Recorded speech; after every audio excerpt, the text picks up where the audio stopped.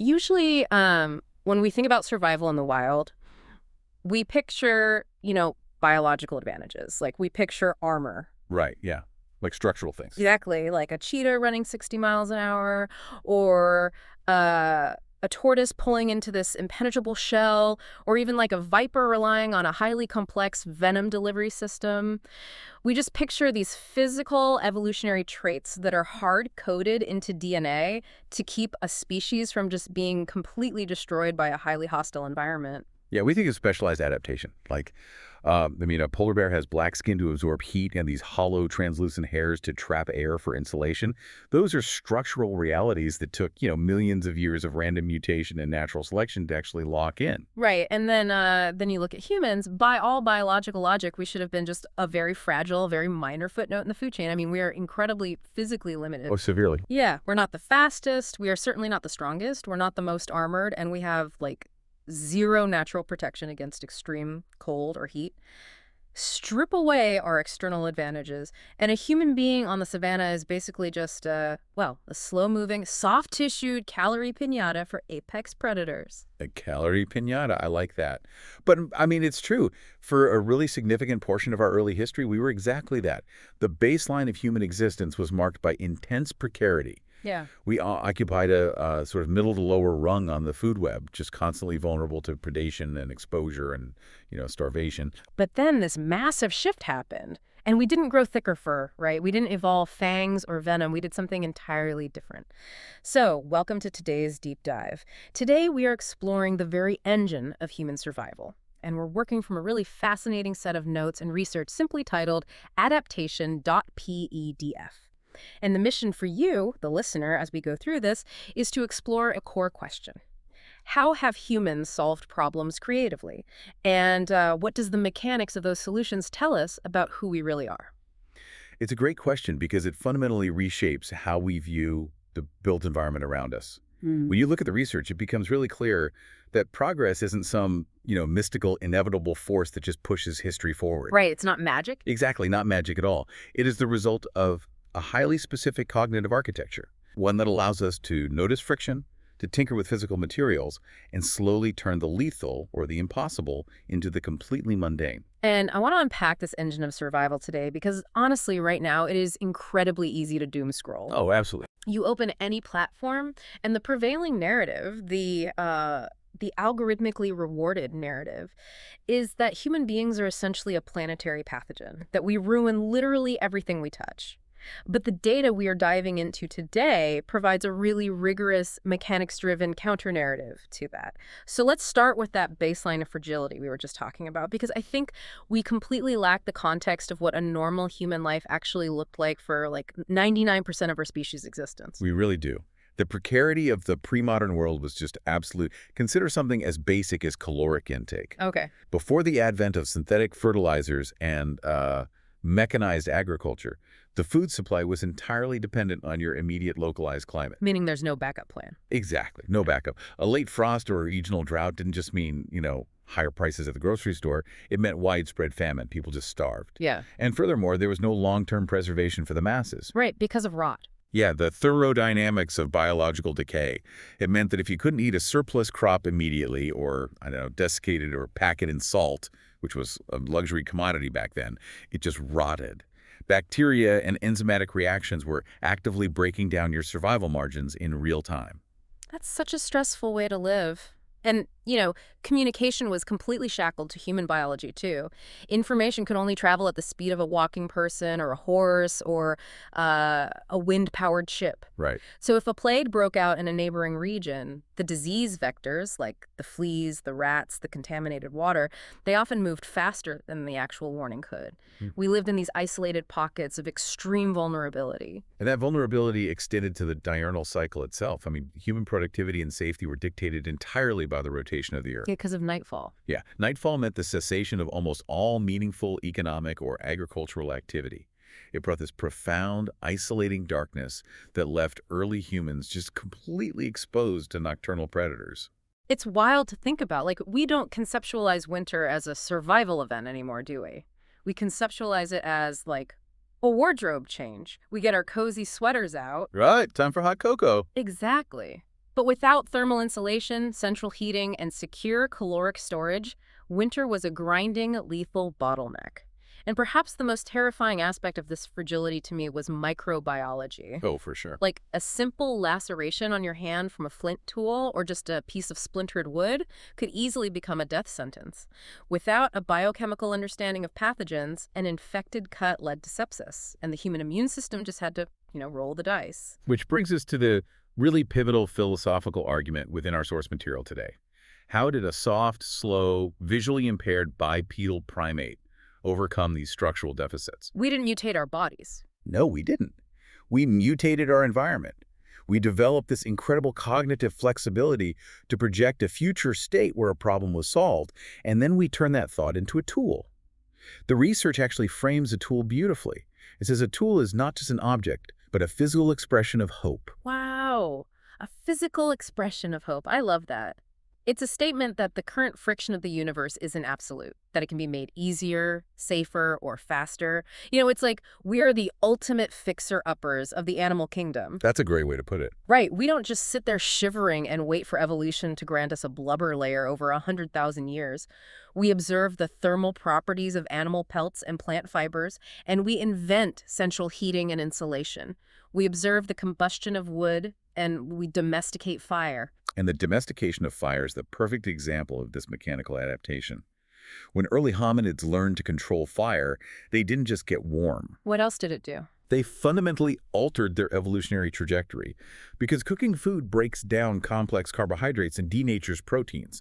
So you are essentially externalizing the process of digestion. Oh, wow. Yeah, by outsourcing digestion to the fire pit, humans suddenly had this massive surplus of caloric energy that no longer needed to be spent maintaining an enormous digestive tract. And that caloric surplus fueled the rapid expansion of our brains, right? The cerebral cortex. Because our brains are incredibly energy-hungry organs. I think they consume about 20% of our resting metabolic energy. So we literally cooked our way to higher intelligence. We really did.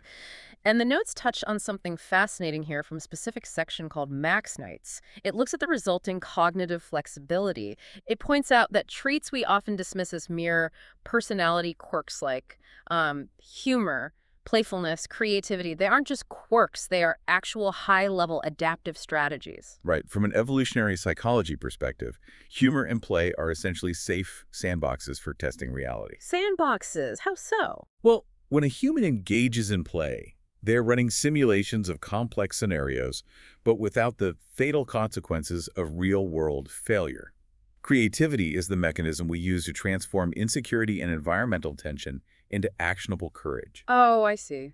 I mean, think about it. If your brain is flexible enough to connect two entirely unrelated concepts to form a joke, it is also flexible enough to connect the concept of a rolling log to the concept of a heavy stone, which eventually yields the wheel. It is the exact same underlying cognitive architecture. That is so cool. And that architecture generated the turning points that basically dismantled our fragility. Writing is a massive one mentioned in the text. Oh, absolutely foundation. Before writing, knowledge was trapped inside the fragile, finite lifespan of a single human brain.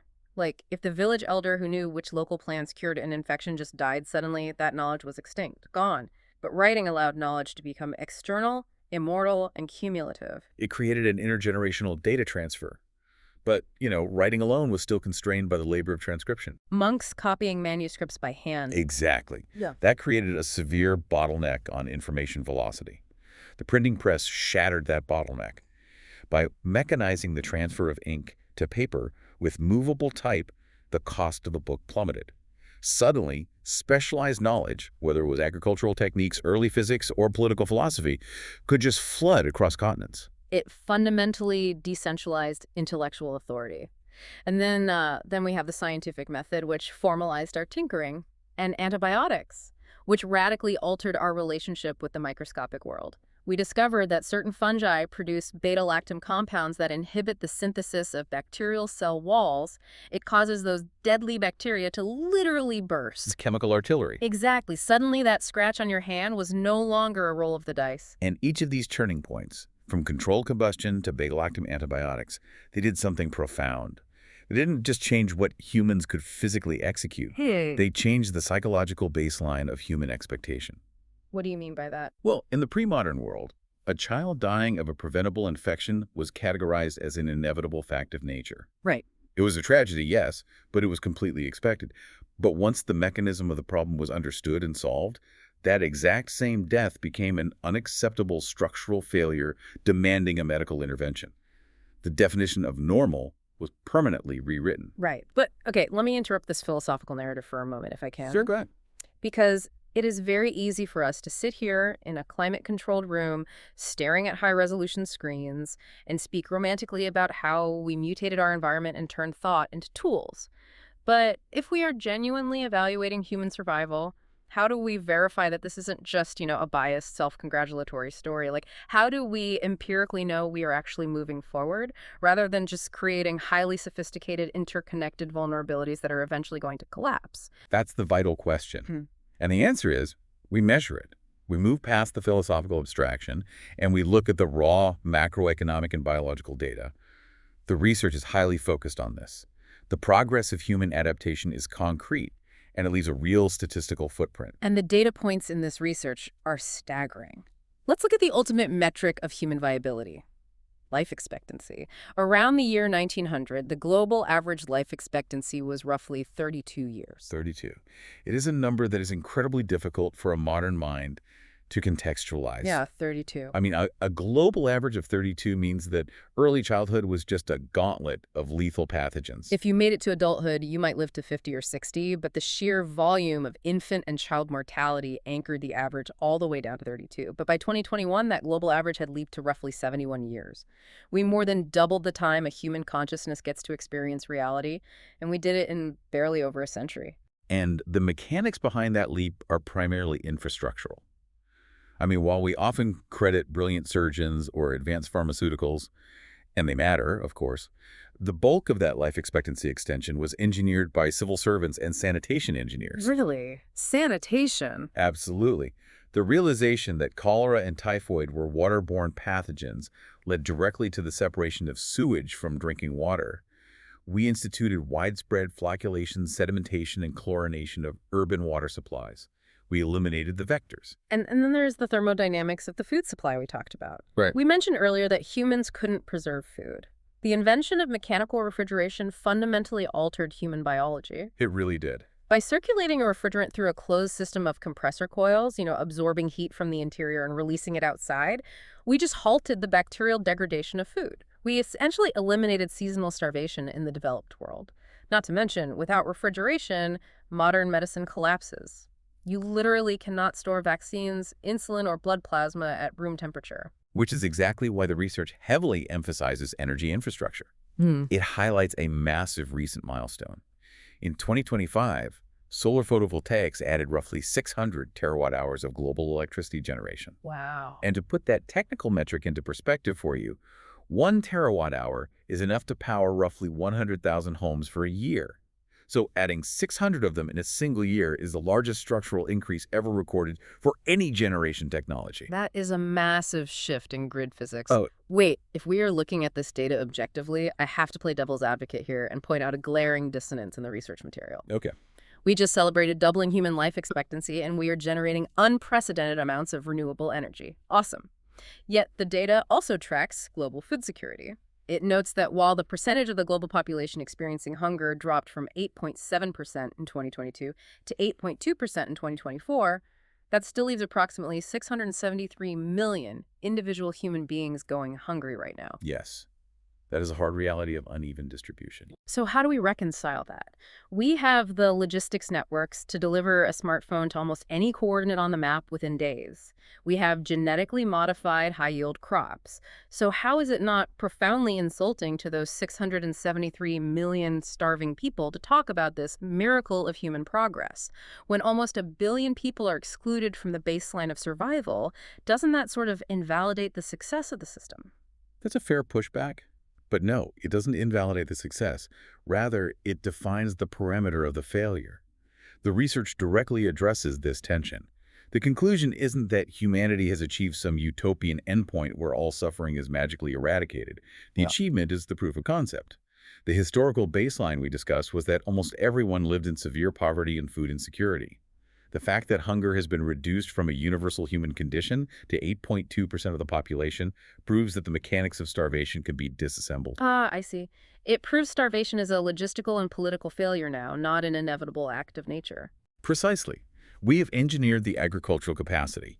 Norman Borlaug and the Green Revolution demonstrated that with dwarf wheat varieties and targeted agronomy, we could exponentialize crop yields without expanding land use. The caloric math works. So the food exists. Exactly. The remaining 673 million represent a failure of distribution, a lack of political stability, and economic access.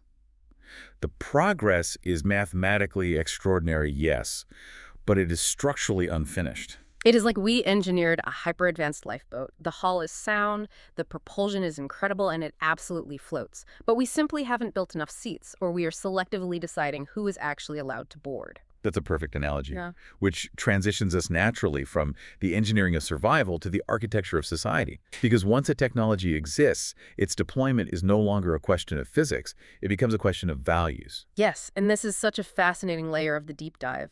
The idea that a machine or an infrastructural project is not morally neutral. A physical object is actually a coded representation of the society's empathy or, lack thereof. Right. The research states that a refrigerator isn't just a compressor and some insulated walls. It is a societal promise that food will last. The internet is a highly flawed, chaotic attempt to make human knowledge frictionless and movable.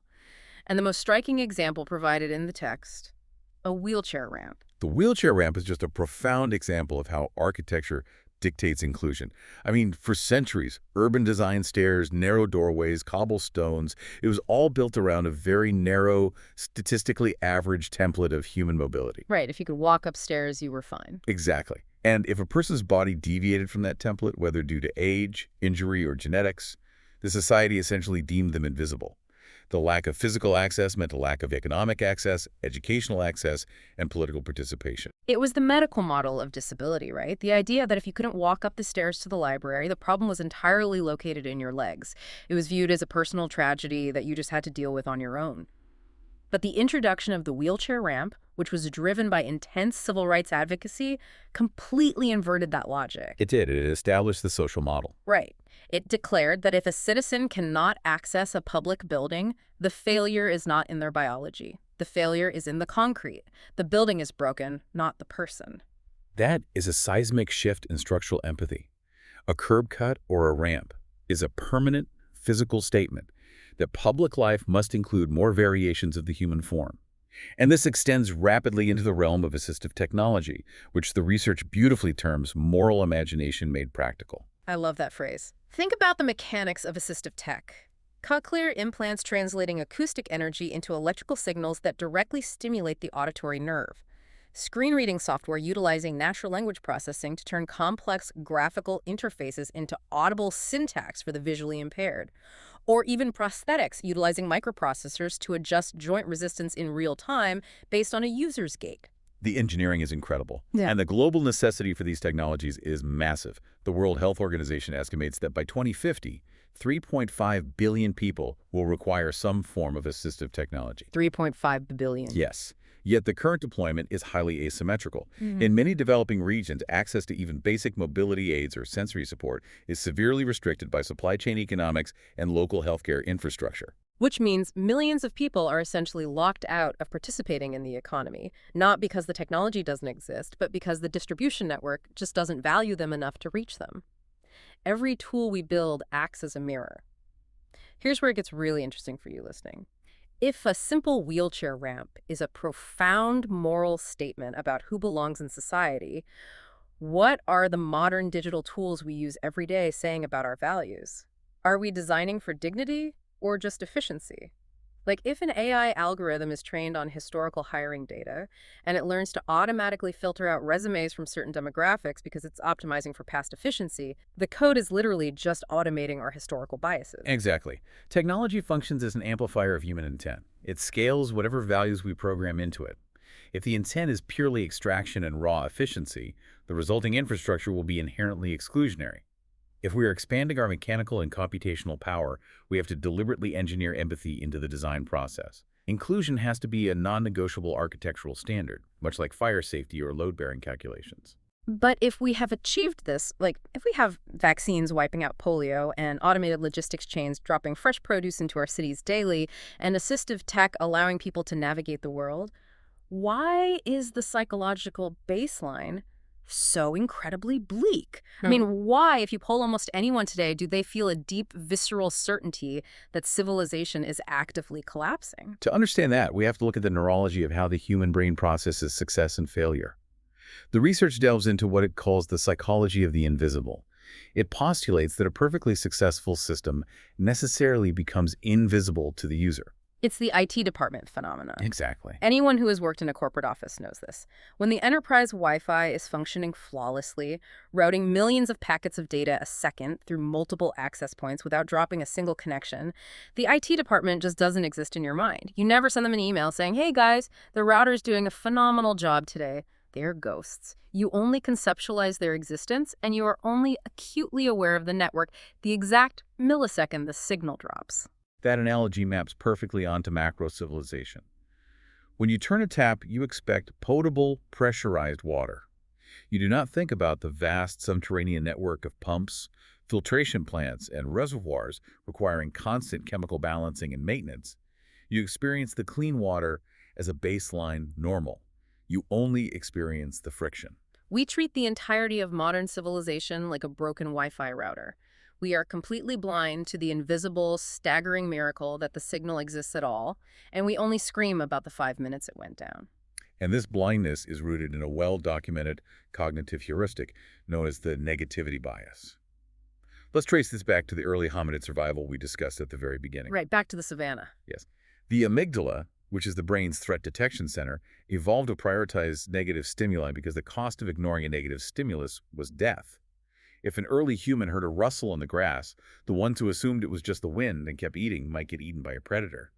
The ones who assumed it was a lethal threat dropped everything and triggered an adrenaline spike. They survived to pass on their genes. So our brains are literally hardwired to scan the horizon for the absolute worst-case scenario at all times. We are biological threat detection machines. Precisely.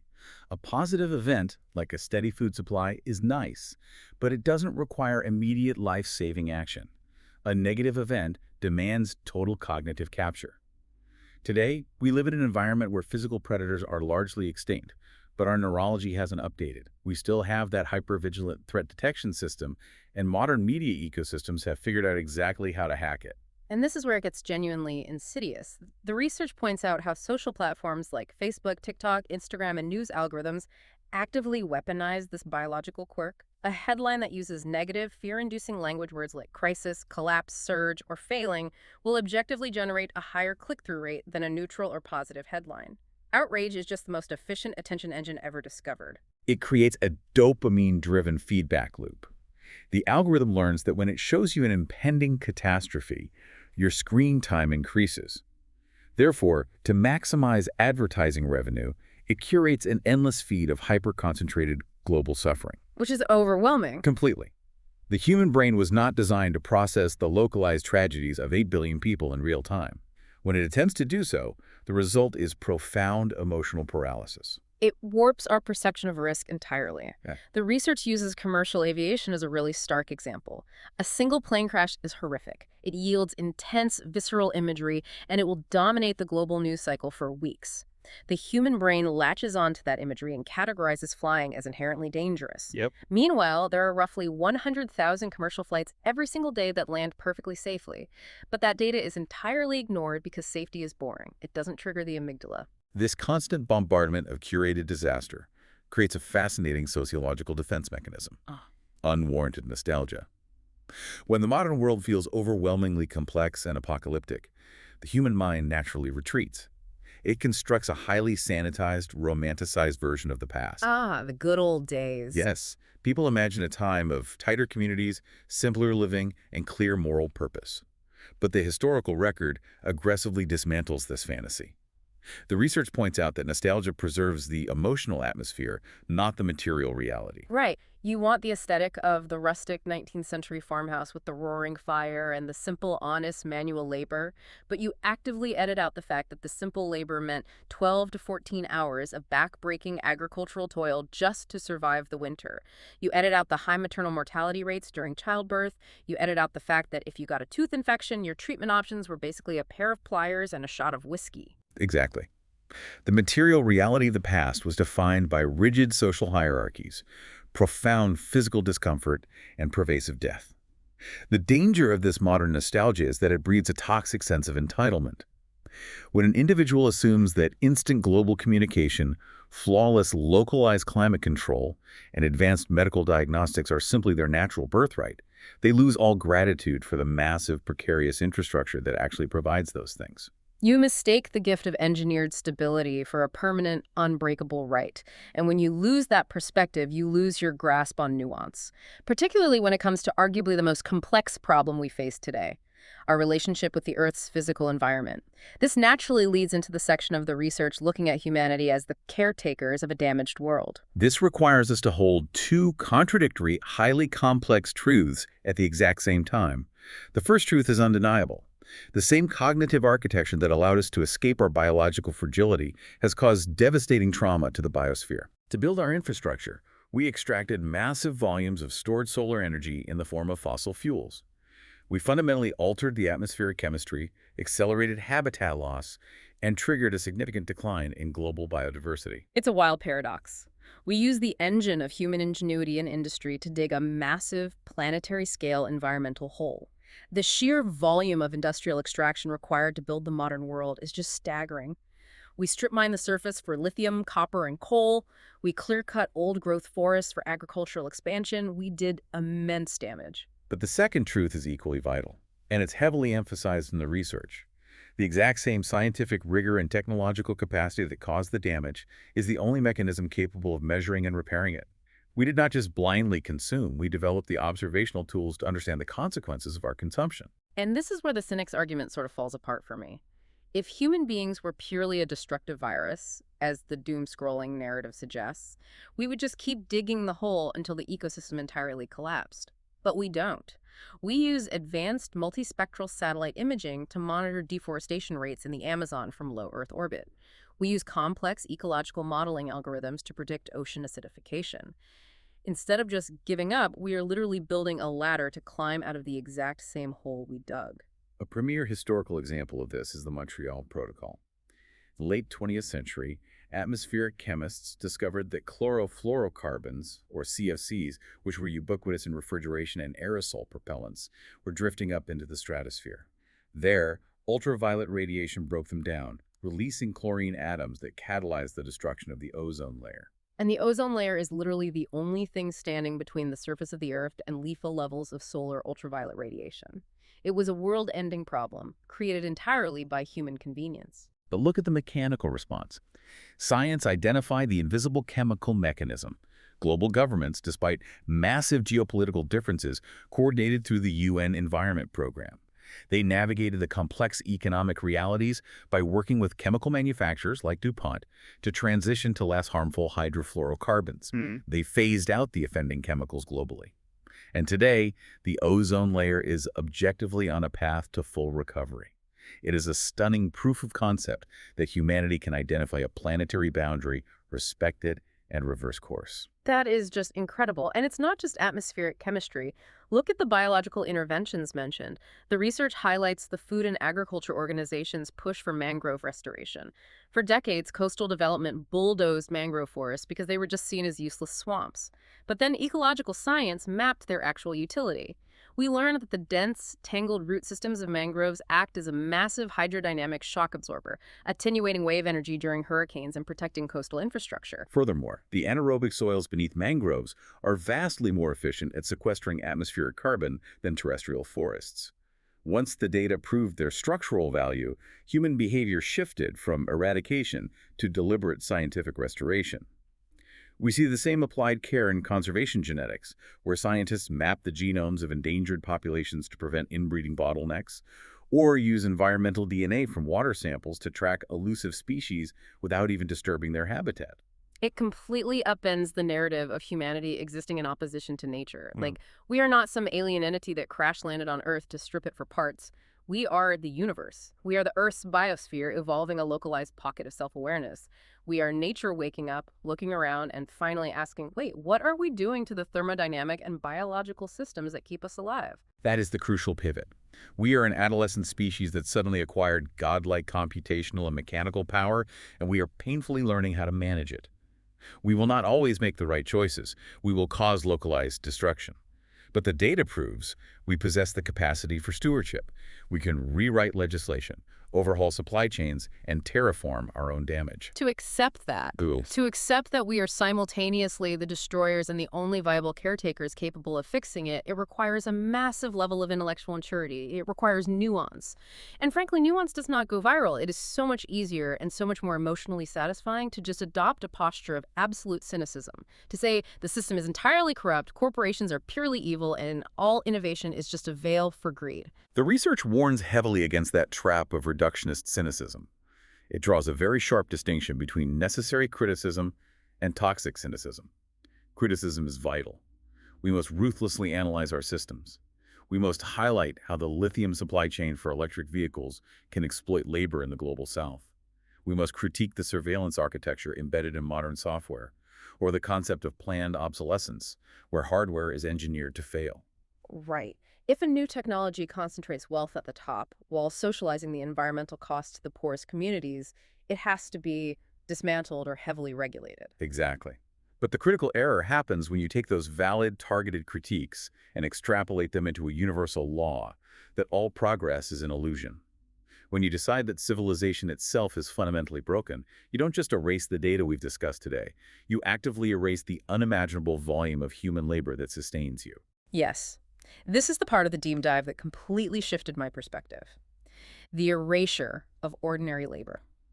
Think about your day-to-day listening to this. If you sit in a heated room drinking purified tap water and confidently tweet that modern society is a total failure, you are engaging in a breathtaking display of arrogance. You are rendering invisible the millions of individuals whose daily, microscopic acts of maintenance keep the chaos at bay. The research explicitly frames civilization not as a static object, but as an ongoing process of inherited teamwork across time. Think about the mechanics of your day-to-day. When you woke up, the power grid was balanced perfectly, so your lights turned on. That required engineers monitoring load distribution at a control center at 4 a.m. When you drank a glass of water, it was because sanitation workers monitored the flocculation tanks to remove suspended particulates and meticulously managed the chlorine residual to ensure no bacteria survived the journey through miles of underground piping right to your sink. Someone paved the asphalt you drove on, calculating the exact aggregate mix to withstand local freeze-thaw cycles. Someone optimized the cellular towers so your data packets route efficiently. The nurses managing IV drips, the teachers standardizing curriculum, the mechanics replacing brake pads. This is the physical manifestation of the applied care we've been discussing.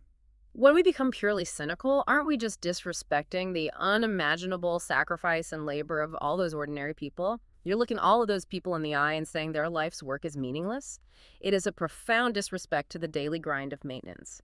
Moral and physical progress is incredibly iterative.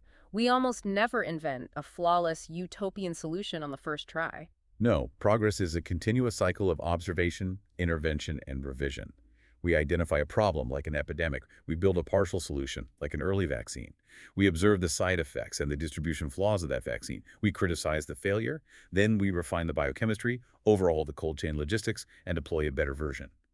The existence of flaws in Generation 1 does not negate the triumph of Generation 3. It is the scientific method directly applied to human morality and social organization. And realizing this fundamentally changes your relationship with the future. Because if civilization is this vast, precarious, intergenerational relay race of teamwork, then you don't just get to sit in the stands and critique the runners. You inherit obligations. You inherit the obligation of stewardship. The research outlines this beautifully. Gratitude for the survival baseline we've inherited is not a passive emotion. True gratitude is an active mechanism. It requires you to improve the systems rather than merely consume them. It requires you to demand ethical design, to advocate for the inclusion of marginalized voices, and to rigorously preserve the truth in a polluted information ecosystem. It is about recognizing the everyday miracles that surround us, right? We take them completely for granted, but they are astonishing acts of structural empathy. Imagine a free, open source language translation application, an algorithm trained on billions of data points that allows two strangers from entirely different linguistic backgrounds to seamlessly share ideas in real time. Or a geostationary weather satellite equipped with advanced radiometers, detecting the formation of a cyclonic storm in the mid-Atlantic and beaming that data down to warn a coastal city days in advance. It is the ultimate evolution of the cognitive flexibility we discussed at the beginning. It is the human brain extending its senses through silicon and orbital mechanics, refusing to let biology dictate its destiny. And that brings us to the core synthesis of this entire journey today.